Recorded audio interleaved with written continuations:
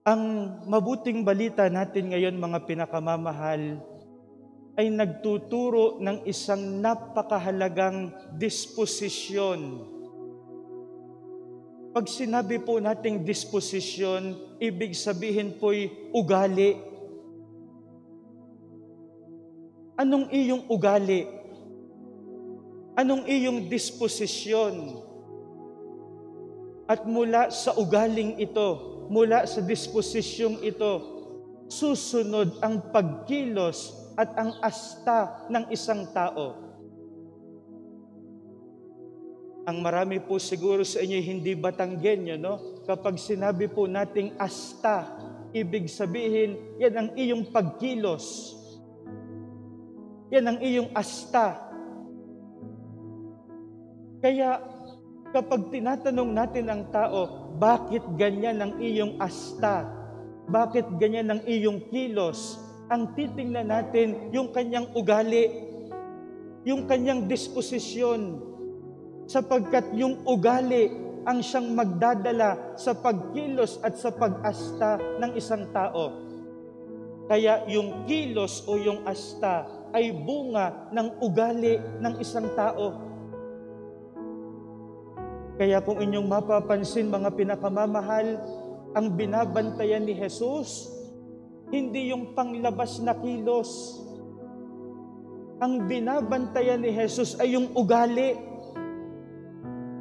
Kung anong laman ng puso, kung anong disposisyon ng isip. Sapagkat kapag maganda yung disposisyon ng puso, kapag maganda yung disposisyon ng isip, yung pagkilos at yung pag-asta ay susunod.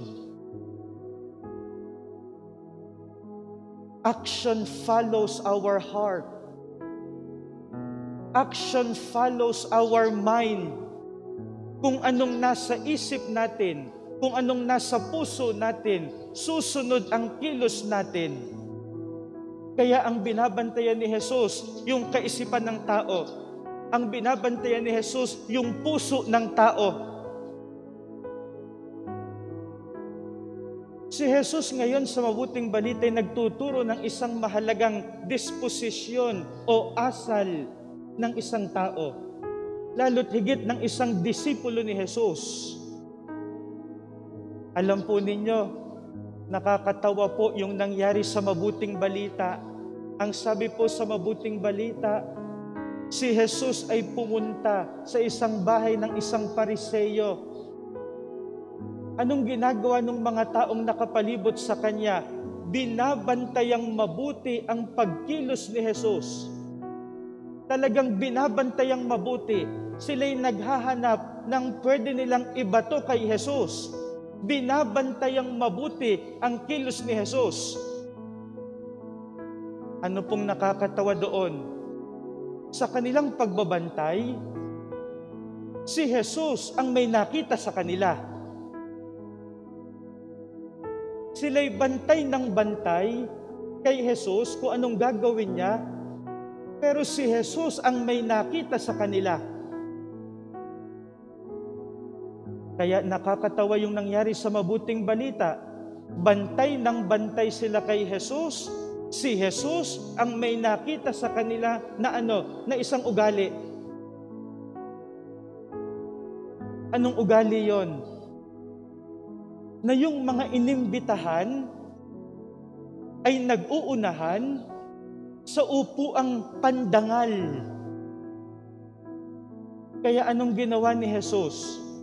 Siya'y nagkwento ng isang karanasan ng tao kung saan napakahalaga ang upuan.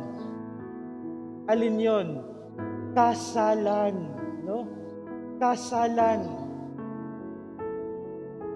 Magpahanggang ngayon po ay napakahalaga ng upuan, no, sa kasalan. Mayroon tayong tinatawag na presidential table. Sinong nauupo doon ay di yung ikinasal, yung magulang ng kakasalin, yung mga ninong at mga ninang, yung mga sponsor sa kasal, yung mga panauhing pandangal. Kaya yung upuang yun, upuan ng mga pinakamararangal. Kaya anong napapansin niyo sa kasalan? Yung lamesang yon, hindi lang pinakamaganda ang dekorasyon, kundi pinakamasarap din ang pagkain. No?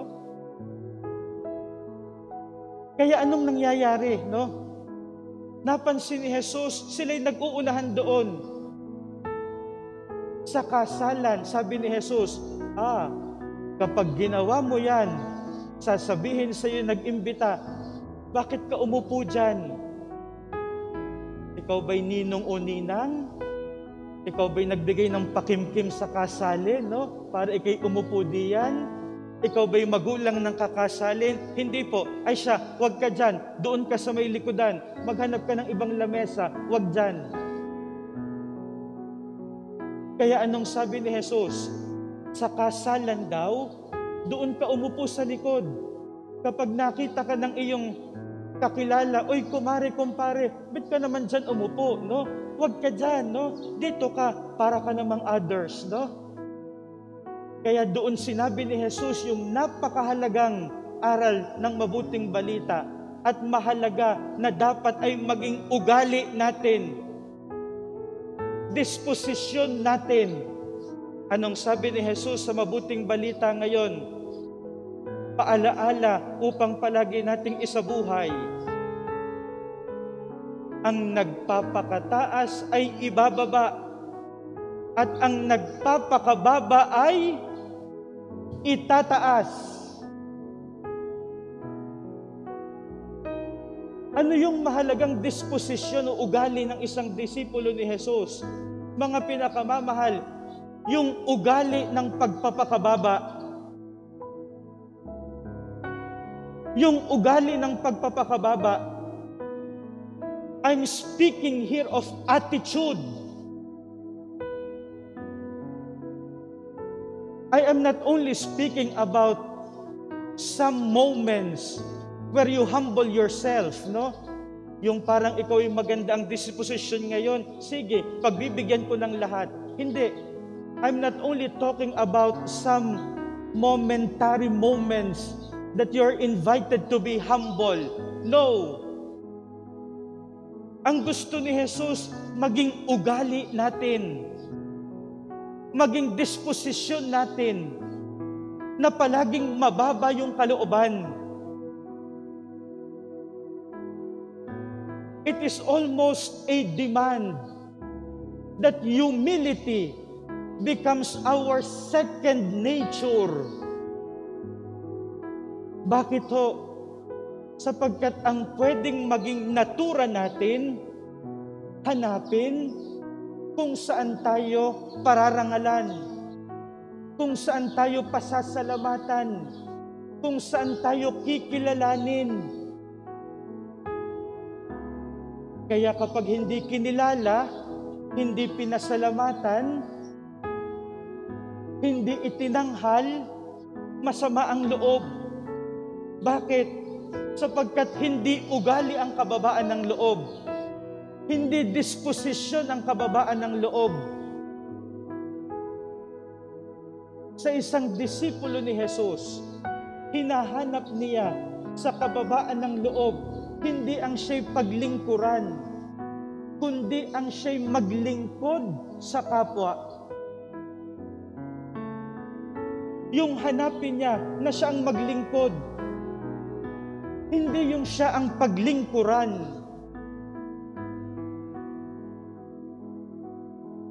Alam po ninyo, kalimitan yung nakikita po natin sa simbahan ay yung sasabihin nating mga masasama, no? Ang naha-highlight natin ay yung masama sa simbahan. Halimbawa, magulo, mainit, no? Siksikan, o yung mga masasamang ugali ng mga tao o naglilingkod sa simbahan, kalimitan po yung naha-highlight natin, yun pong mga hindi magaganda sa simbahan. Pero alam po ninyo, no? And I would like to be honest with you, and I would like to speak from my heart. ang simbahan po natin ay punong-puno ng mga taong mapagpakumbaba na ang hanap ay maglingkod sa simbahan.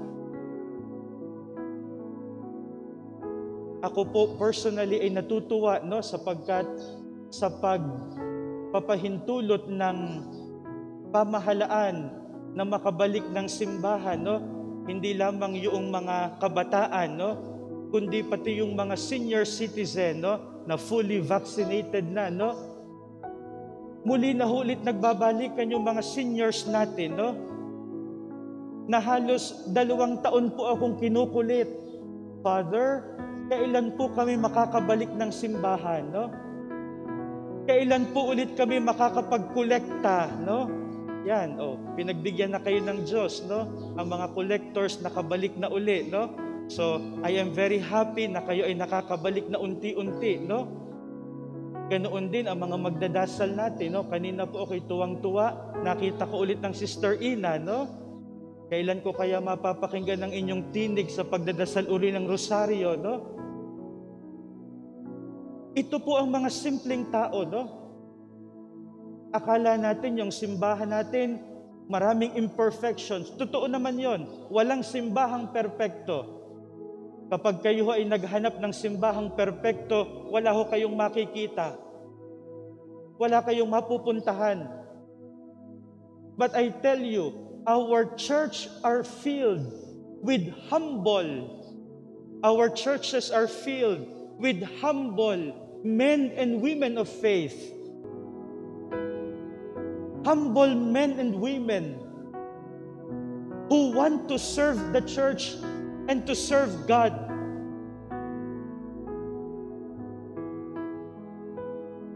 Ito po ay nakikita natin kahit sa pambansang dambana natin. Napakaraming naglilingkod. Kaya ko po itong sabihin sapagkat ako po ang in charge ng Ministry on Liturgy, no? Hindi lang po dito sa parokya, kundi sa buong Archdiocese ng Lipa. Very inspiring po yung mga naglilingkod sa gawaing pagsamba natin. Mga kolektor, mga tagapagdasal, reader, lay ministers, choir, altar servers, mga sakrista natin, nasa multimedia natin, marami pong naglilingkod. Maraming mabababa ang kalooban na naglilingkod. At anong pangako ni Jesus? Ang nauunay nahuhuli. Ang nahuhuli ay nauuna. That is our inspiration for humility. The promise of Jesus that in the kingdom of God, those with humble of hearts will be first. And when you become first in the kingdom of God, that will be forever. Yung ikay mauna sa mundong ito, lilipas yan. Ngayon sikat na sikat ka, bukas hindi na. Ngayon ikaw ang kinikilala, bukas ikaw hindi na. Yung ikay maging sikat sa mundong ito, kapatid, lilipas yan. Mawawala din yan.